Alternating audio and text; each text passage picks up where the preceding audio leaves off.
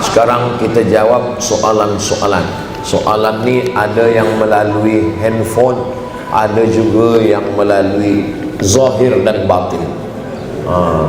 Kita bacakan dulu yang melalui handphone. Yang pertama adalah,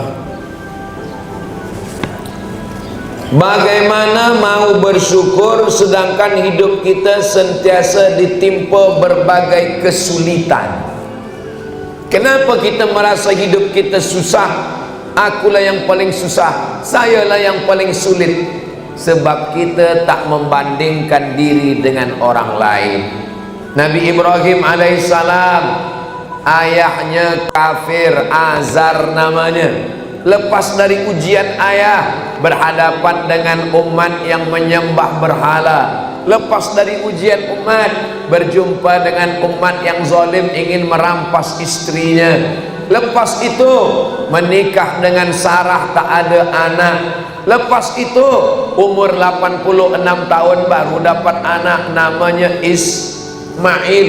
Setelah Ismail lahir, kata Allah jauhkan dia, antar ke Makkah.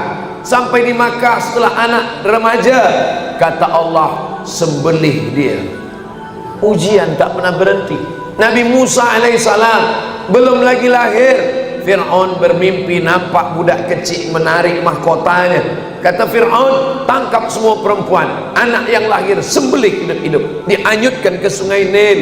Sampai hanyut sungai Nil, termasuk ke dalam rumah Fir'aun. Itu betul dia masuk. Fir'aun tak percaya, inilah mungkin budak kecil yang akan mengambil mahkota. Kata Asia, dia ni budak baik bang Fir'aun. Kalau tak percaya, cubalah bagi dia arang menyala dengan kuih. Mana yang dia ambil?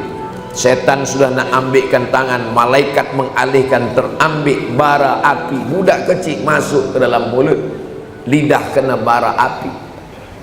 Lepas dia remaja, dewasa, duduk istana Fir'aun. Lepas itu dia tengok ada dua orang berkelahi. Fawakazahu Musa, dia lerai, dia pisahkan, dia pukul sikit, mati, terusir jauh sampai di bawah pokok kayu. Yang masa tu Nabi tengok ada pokok kayu di bawah, kata Jibril, itulah tempat Nabi Musa menanti saat dia keluar. Sampai akhirnya berjumpa dengan anak Shu'aib. Berjumpa dengan anak Shu'aib, akhirnya nikah dengan anak Shu'aib. Maharnya 8 tahun mengembala kambing. Bukan mengajarkan surat Ar-Rahman, bukan senang. Selepas dia kuat, dia berhadapan dengan Bani Israel, menghadap Fir'aun, dikejar-kejar Fir'aun. Nabi Zakaria, Nabi Yahya, Nabi Isa, mana ada mereka yang lepas daripada ujian?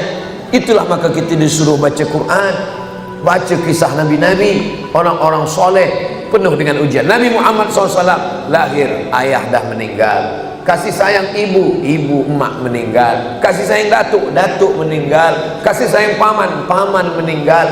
Anaknya perempuan 4, 3 meninggal waktu dia masih hidup. Tinggal Fatimah seorang saja. Anak laki-laki meninggal 3-3-nya. Lalu kemudian umatnya melempar dengan batu, patah gigi, pelipis berdarah, kaki, semua. Jadi kalau ada orang merasa ujian saya ini banyak, macam mana kita bandingkan dengan orang-orang soleh, orang-orang yang luar biasa ibadahnya? Jadi sebetulnya ujian hidup kita ini belum ada apa-apanya. Kita merasa kita lah yang paling susah, sebab kita belum membandingkan dengan orang-orang yang lebih daripada kita. Kita kira cakap saya ini betul atau tak betul? Alhamdulillah. Soalan yang kedua, dalam suasana kehidupan kini banyak cabaran, mana yang lebih utama? Kita menunaikan hak ke atas orang lain, atau menuntut hak kita ditunaikan oleh orang lain? Kalau ada hak orang lain pada diri kita, itu namanya kewajiban. Kalau ada hak kita di tangan orang lain, kita mesti tuntut, sebab itu punya kita. Man mata duna malihi fahuwa syahid. siapa yang mati membela hartanya, maka dia mati syahid.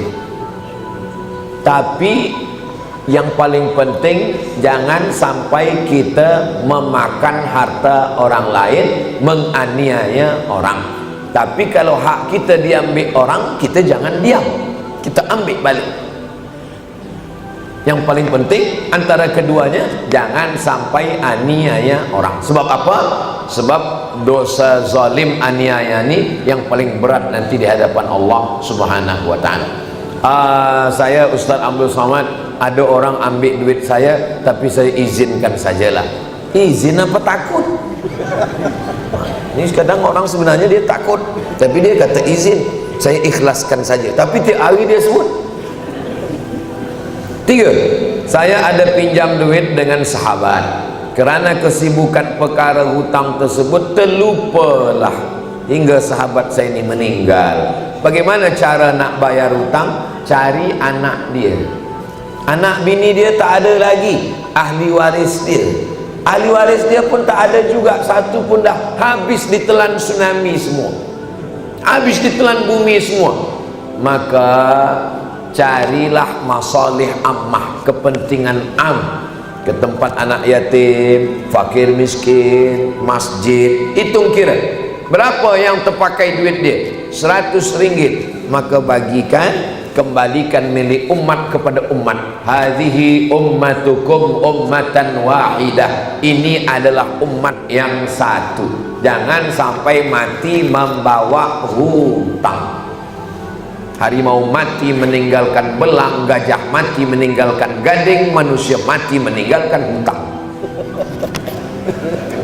Bagaimana kita mahu bersyukur sedangkan hidup kita sentiasa ditimpa kesulitan? Bandingkan kesulitan nabi-nabi, wali-wali, orang soleh. Kesulitan hidup kita ini belum ada apa-apanya dibandingkan dengan mereka. Tengok kesulitan Nabi Yusuf, saudara kandung mencampakkan ke dalam perigi, diambil oleh Aziz, dibawa ke Mesir, difitnah pula, mengganggu istri, padahal istrinya yang tak betul, masuk ke dalam penjara. Itu Nabi. Kita ni belum ada apa-apanya ujian kita ni. Dalam suasana kehidupan, saya ada baca hadis menyebutkan di akhir zaman ramai pengikut Dajjal dalam kalangan wanita. Kenapa wanita paling ramai menjadi pengikut Dajjal? Wanita ni selalu direndahkan. Yang merendahkannya ustaz.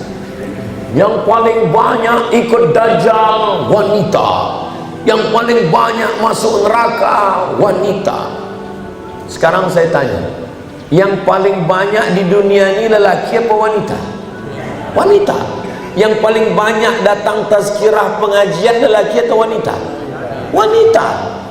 Jadi sebenarnya di akhir zaman, perbandingan lelaki dengan wanita, likulli qayyim, satu lelaki khamsun, 50 wanita. Jadi makna hadis itu sebenarnya di akhir zaman paling banyak wanita. Yang paling banyak ikut Dajjal wanita, paling banyak masuk neraka wanita, tapi yang paling banyak di surga juga wanita. Sebab makhluk yang paling banyak adalah wanita. Tengok di sekolah-sekolah sekarang, paling banyak wanita. Anak orang banyak wanita. Anak saya saja 2 lelaki, tak ada wanita. Tapi anak kawan-kawan saya, saudara saya, banyak wanita. Jadi makna hadis itu adalah bahwa jumlah wanita di akhir zaman lebih banyak. Kenapa banyak wanita yang lebih mudah ikut pada Dajjal? Sebab dia lebih mengedepankan perasaan daripada fikiran. Kalaulah talak itu pada tangan wanita, mungkin satu hari lelaki kena tolak 10 kali. Itulah mengapa di tangan lelaki, lelaki lebih banyak pada fikiran, perempuan lebih banyak pada perasaan. Kita ini kalau ikutkan perasaan, kalau dah suka tak nampak kesalahan orang, kalau dah benci tak nampak kebaikan orang. Maka kita tidak ikutkan hati, tak ikutkan perasaan, tak ikutkan pikiran. Yang kita ikutkan adalah dalil Quran, sunnah, dan pendapat para ulama yang soleh. Al ulama warasatul anbiya. Apa hukum wanita keluar rumah selepas kematian suami sebelum habis iddah? Walladzina yutawaffawna minkum, lelakinya suaminya meninggal, wa yadharuna azwajan, meninggalkan istri, maka mereka menunggu berapa lama? Arba'ata ashhurin wa ashra, menunggu 4 bulan 10 hari.